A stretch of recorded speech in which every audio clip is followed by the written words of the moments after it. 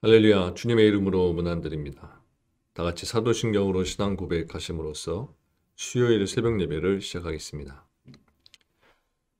나는 전능하신 아버지 하나님, 천지의 창조주를 믿습니다. 나는 그의 유일하신 아들, 우리 주 예수 그리스도를 믿습니다. 그는 성령으로 잉태되어 동정녀 마리아에게서 나시고 본디오 빌라도에게 고난을 받아 십자가에 못 박혀 죽으시고 장사된 지 사흘 만에 죽은 자 가운데서 다시 살아나셨으며 하늘에 오르시어 전능하신 아버지 하나님 우편에 앉아 계시다가 거기로부터 살아있는 자와 죽은 자를 심판하러 오십니다. 나는 성령을 믿으며 거룩한 공교회와 성도의 교제와 죄를 용서받는 것과 몸의 부활과 영생을 믿습니다. 아멘. 거룩하신 하나님 감사합니다. 이 아침 이 고요한 시간 우리들을 예배의 자리로 불러주시고 하나님을 다시금 바라보며 하나님을 의지하며 소망 가운데 말씀 가운데로 나아가게 하시니 감사를 드립니다.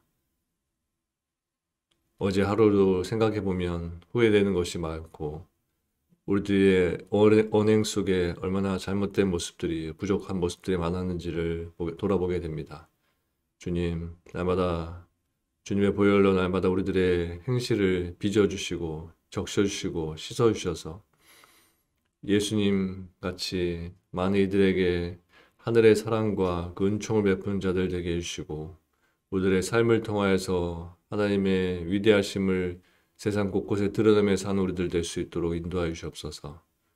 우리들의 의지와 우리들의 노력과 우리들의 열심을 내려놓게 해주시고 성령 하나님께서 우리를 이끄시는 그 인도하심에 따라 순종하며 그 말씀하심을 듣기를 원하며 귀를 열고 마음을 날마다 열며 살아가는 우리들 될 수 있도록 도와주시옵소서. 그것을 위해서 이 시간 예배 자리에 나왔으며 또 이 시간 하나님의 말씀을 듣기 원합니다. 우리들의 영의 귀와 마음을 활짝 열어주셔서 하늘의 음성을 듣는 이 시간 되도록 주여 도와주시옵소서. 감사를 드리며 예수님의 이름으로 기도합니다. 아멘. 하나님께서 오늘 주신 말씀은 마태복음 4장 1절부터 14절까지의 말씀입니다. 마태복음 4장 1절부터 11절까지의 말씀을 봉독해 드리겠습니다. 그때 예수께서 성령에게 이끌리어 마귀에게 시험을 받으러 광야로 가사 40일을 밤낮으로 금식하신 후에 줄이신지라. 시험하는 자가 예수께 나와서 이르되 네가 만일 하나님의 아들이여든 명하여 이 돌들로 떡덩이가 되게 하라. 예수께서 대답하여 이르시되 기록되었으되 사람이 떡으로만 살 것이 아니요 하나님의 입으로부터 나오는 모든 말씀으로 살 것이라 하였느니라 하시니 이에 마귀가 예수를 거룩한 성으로 데려다가 성전 꼭대기에 세우고 이르되 네가 만일 하나님의 아들이여든 뛰어내리라 기록되었을 때 그가 너를 위하여 그의 사자들을 명하시리니 그들이 손으로 너를 받들어 발이 돌에 부딪히지 않게 하리로다 하였느니라.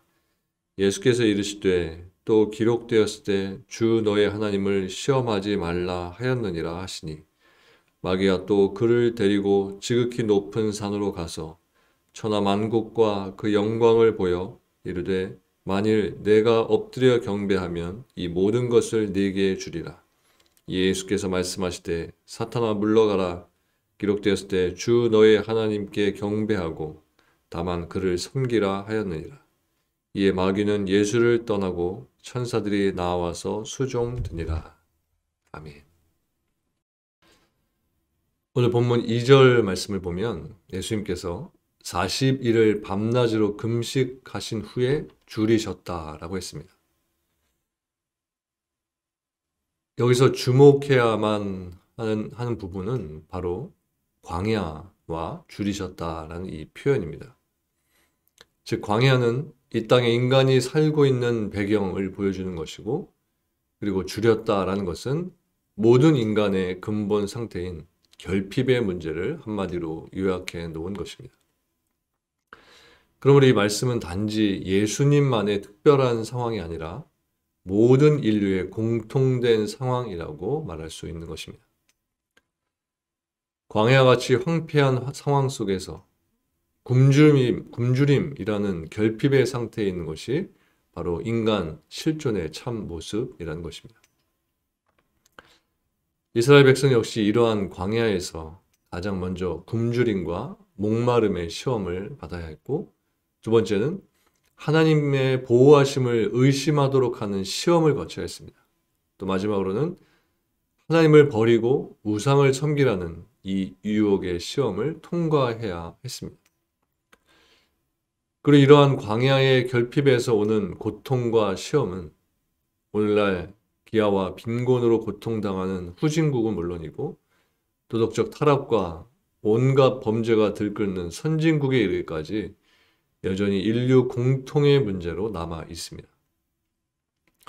그러면 여러분 온갖 고통과 시험이 끊이지 않는 이 광야 같은 세상 속에서 시험과 고난을 회피하는 소극적인 신앙이 아니라 오히려 연단과 성숙의 기회로 삼는 적극적인 신앙의 소유자가 되어야 하는 것입니다.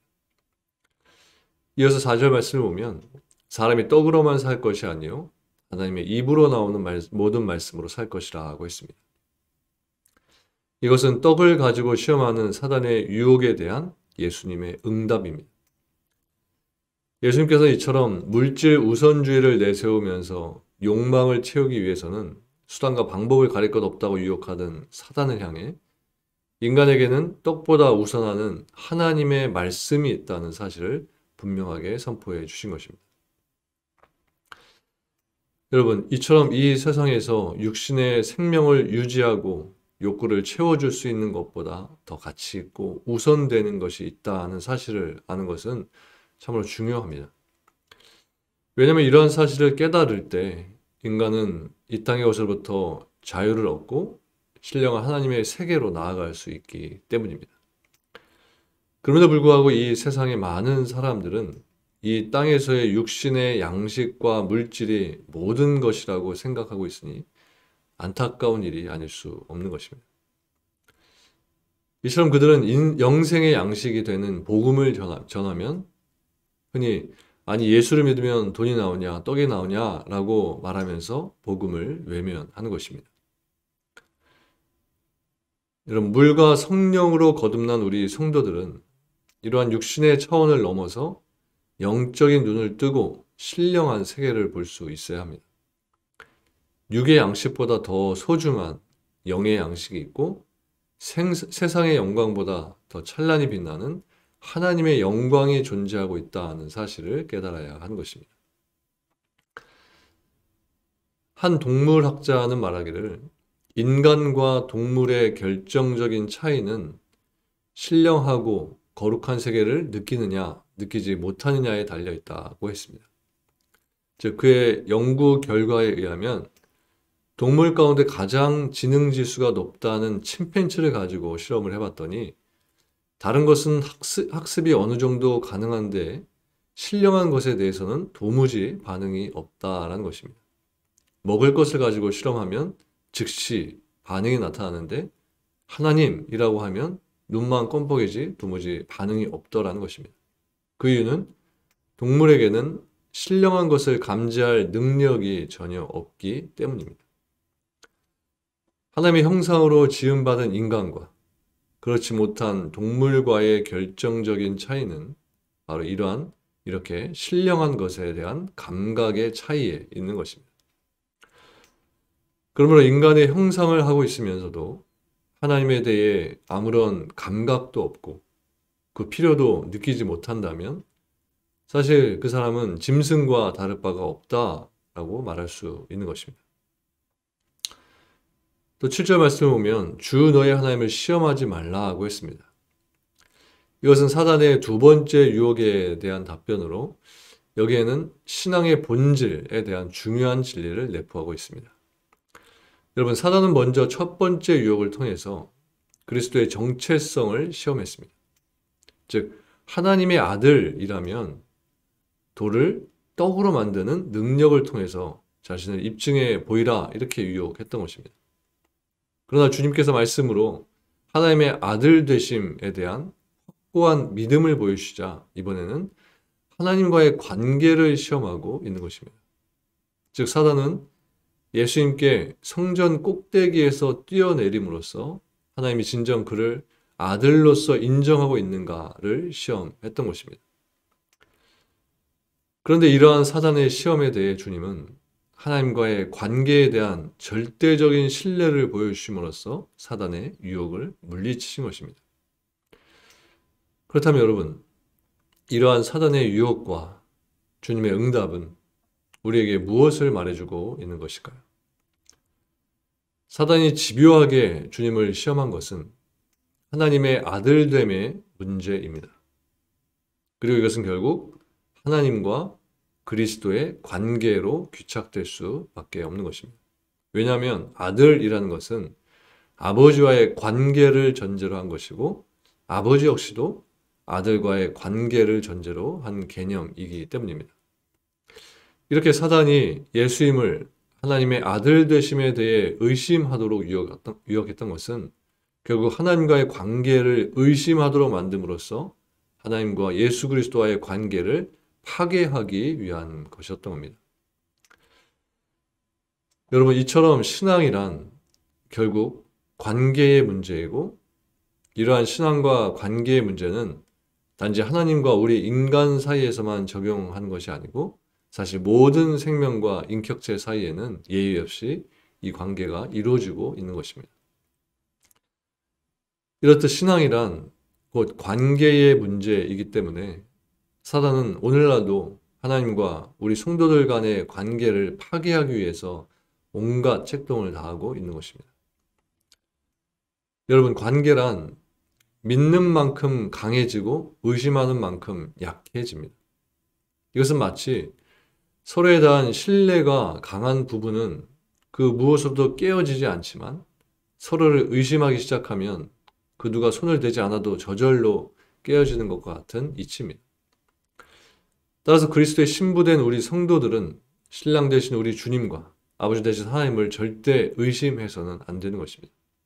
그리고 보지 않고 믿는 자가 복되다는 이 성경의 말씀처럼 시험하지 않고도 믿을 수 있는 참된 신앙을 소유할 수 있어야 하는 것입니다. 그리고 보면 11절 후반절에 보면 천사들이 나와 수종드니라고 했습니다. 그런데 이와 병행을 이루고 있는 마가복음의 기록을 보면 예수께서 광야에서 40일을 계시면서 시험을 받으실 때 천사들이 수종을 들었다고 했습니다.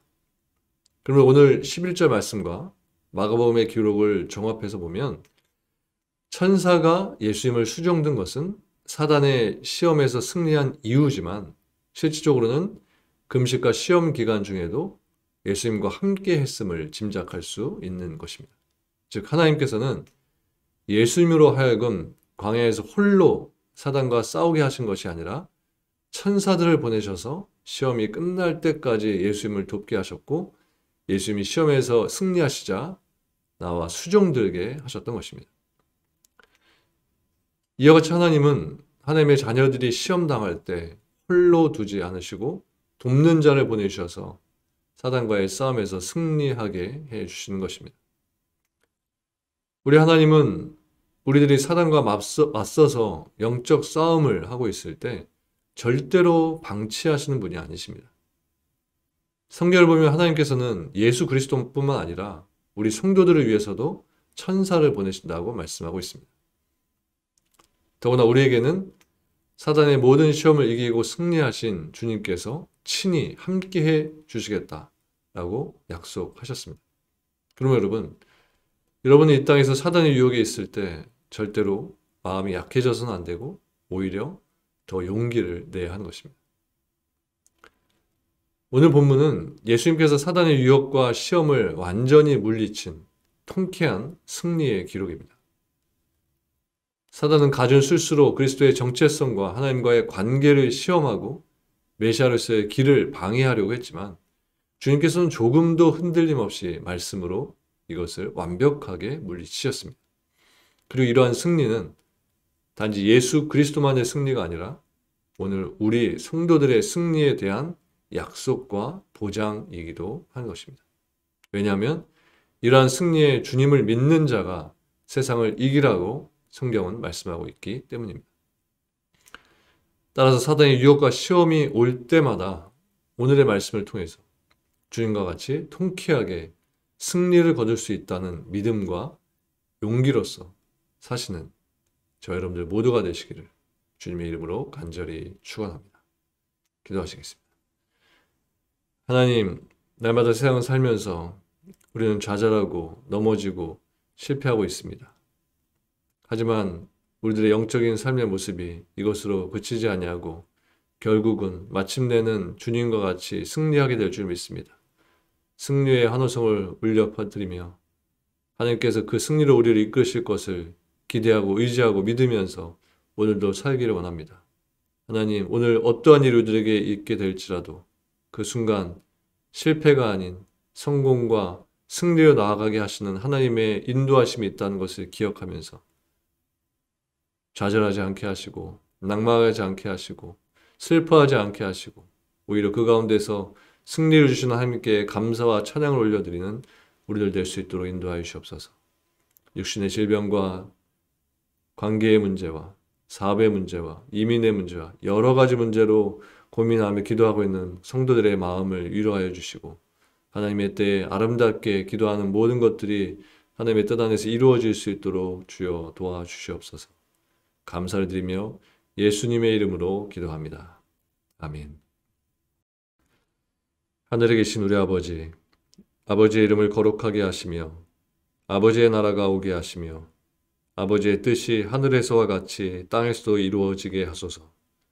오늘 우리에게 일용할 양식을 주시고 우리가 우리에게 잘못한 사람을 용서하여 준 것 같이 우리 죄를 용서하여 주시고 우리를 시험에 빠지지 않게 하시고 악에서 구하소서.